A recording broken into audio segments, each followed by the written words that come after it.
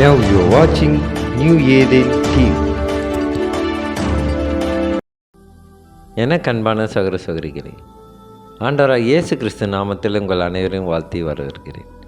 இன்றைக்கான தினவசனம் யோவான் 5ஆம் அதிகாரம் 25ஆம் இறைவசனம். மரித்தோர் தேவகுமாரனுடைய சத்தத்தை கேட்கும் காலம் வரும், அது இப்பொழுதே வந்திருக்கிறது.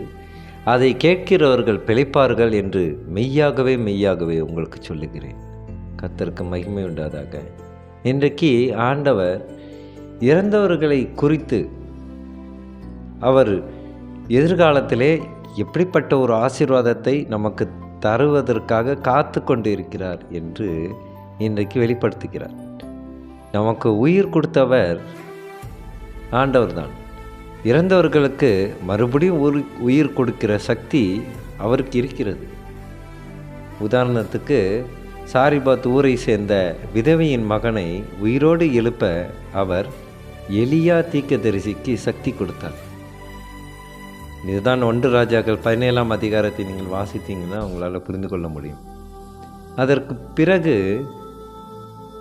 சுனேமிய பெண்ணுடைய மகனை உயிரோடு எழுப்ப எலிசா தீர்க்கதரிசிக்கு உதவி செய்தார்.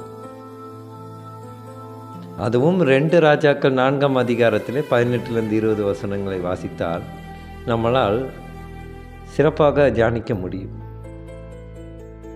அந்த உயிர்த்தெழுதல்களும் சரி, மற்ற உயிர்த்தெழுதல்களும் சரி, என்ன விஷயங்களை நமக்கு காட்டுகின்றன?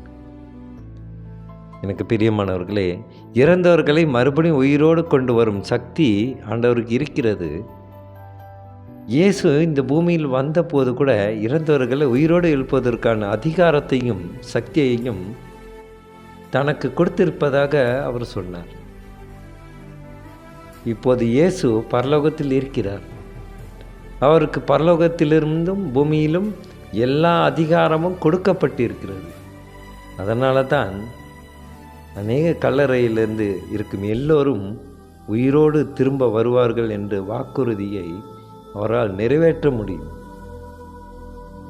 எனக்கு பிரியமானவர்களே, அப்படி உயிரோடு வருகிறவர்களுக்கு என்றென்றைக்கும் வாழ்கிற வாய்ப்பை அவர் கொடுப்பார் என்று வாக்குறுதி கொடுத்திருக்கிறார். இதை குறித்து இப்போது நாம் ஒரு காணொளி தொகுப்பை நாம் பார்ப்போம். மார்த்தா, மரியாள் எங்கே? நான் உங்க எதிர்பார்க்கவே இல்லை. நீங்கள் வரீங்கன்னு சொன்னாங்க, அதை உடனே உங்களை பார்க்கலான்னு வந்தேன். எங்கள் நண்பன் இறந்ததை நினச்சா எங்களுக்கும் ரொம்ப வேதனையாக இருக்குது. நீங்கள் எல்லாரும் இங்கே வந்ததுக்கு ரொம்ப நன்றி. எஜமானே, நீங்கள் மட்டும் இங்கே இருந்திருந்தா லாசரு இறந்திருக்க மாட்டான். நீங்கள் கடவுள்கிட்ட எது கேட்டாலும் அவர் உங்களுக்கு தருவான்னு நான் இப்போ கூட நம்புகிறேன். லாசரு உயிரோடு வருவான், கவலைப்படாத. என் அன்பு தகப்பனே, உங்களை நோக்கி நான் ஜெபம் செய்கிறேன். நீங்கள் தான் என்னை அனுப்புனீங்கன்னு இங்கே இருக்கிறவங்க தெரிஞ்சுக்கணுன்னு உங்ககிட்ட நான் ஜெபம் செய்கிறேன். லாசரு, வெளியே வா.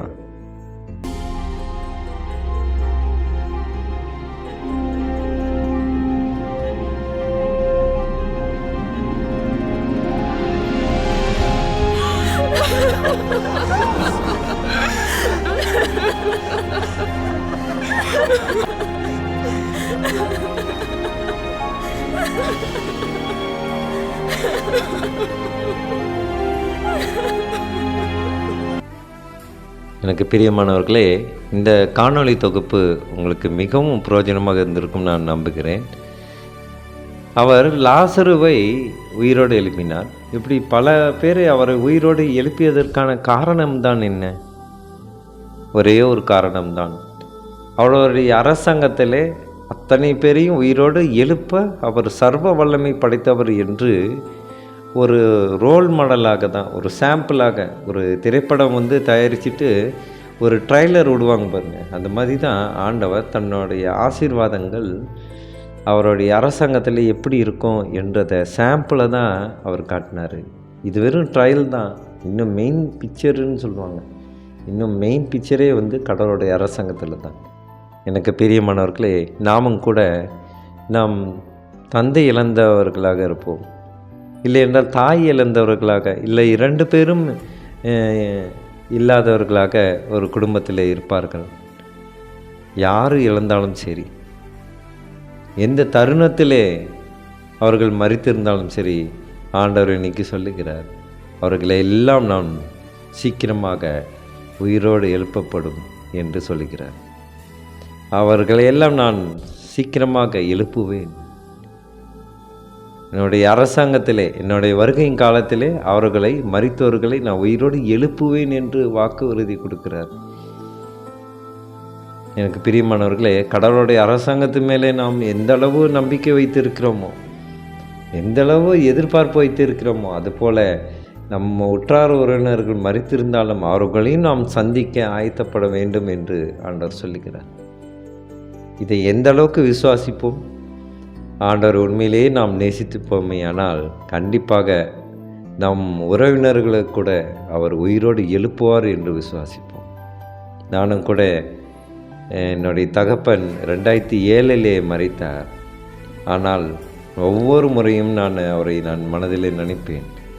அப்பா, கூடி சீக்கிரத்தில் அரசாங்கத்தை உங்களை நான் சந்திப்பேன், அப்போ உங்களுக்கு கடவுளை பற்றி சொல்கிறேன் அப்படின்னு இப்போதே என்னை நான் தயார்படுத்தி கொண்டு இருக்கிறேன். அப்போது கடவுளுடைய அரசாங்கம் வரும்பொழுது நாம் இதையெல்லாம் கண்ணெதிர நாம் பார்க்க போகிறோம். காணாததை விசுவாசிக்கிறவனே பலன் கொள்ளுவான் என்று ஆண்டவர் சொல்லுகிறார். எனக்கு பிரியமானவர்களே, நம்மளுடைய உறவினர்களாக இருந்தாலும் சரி, தந்தையாக இருந்தாலும் சரி, தாயாராக இருந்தாலும் சரி, அவர்கள் மரித்திருந்தாலும் அவர்களை மீண்டும் சந்திப்போம் என்று அவருடைய அரசாங்கத்திலே நம் உறவினர்களையும் அவர் சிந்தனைக்குள்ளே வைத்திருப்பார். அதை நோக்கி, அந்த எதிர்கால வாழ்வை நோக்கி நாம் அதை தரிசனமாக பார்ப்பதற்கு ஆண்டவரிடத்தில் ஜெபம் செய்வோமா? ஸ்தோத்திர கர்த்தாவே, துதிக்கிறோம் எங்கள் அன்பு நேசரே. அப்போ உம்முடைய அரசாங்கத்தில் மரித்தவர்களுக்கெல்லாம் நீ மறுபடியுமாக உயிர் தரப்போகிறேன் ஆண்டவரே. நன்றி அப்பா. எப்பேற்பட்ட ஒரு ஆசீர்வாதத்தை நீங்கள் எங்களுக்கு தந்து கொண்டு இருக்கிறீர் ஆண்டவரே. இந்த பாவிகளை கண்ணோக்கி பார்த்து கண்மணியை போல பாதுகாக்கிறீர் ஆண்டவரே. தலைமுறை தலைமுறையாக நாங்கள் பாவங்கள் செய்திருந்தாலும் ஆண்டவரே, நீர் அதையெல்லாம் மன்னித்து எங்களுக்கு நிரந்தர ஒரு ஆசீர்வாதத்தை, முடிவில்லாத ஆசீர்வாதத்தை தருகிறீர் ஆண்டவரே.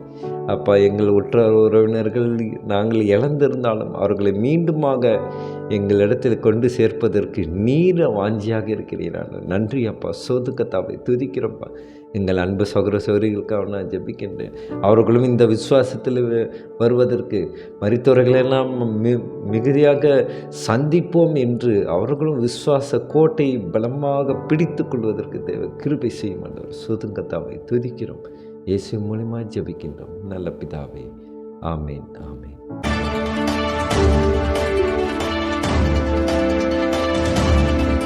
Now you are watching New Eden TV.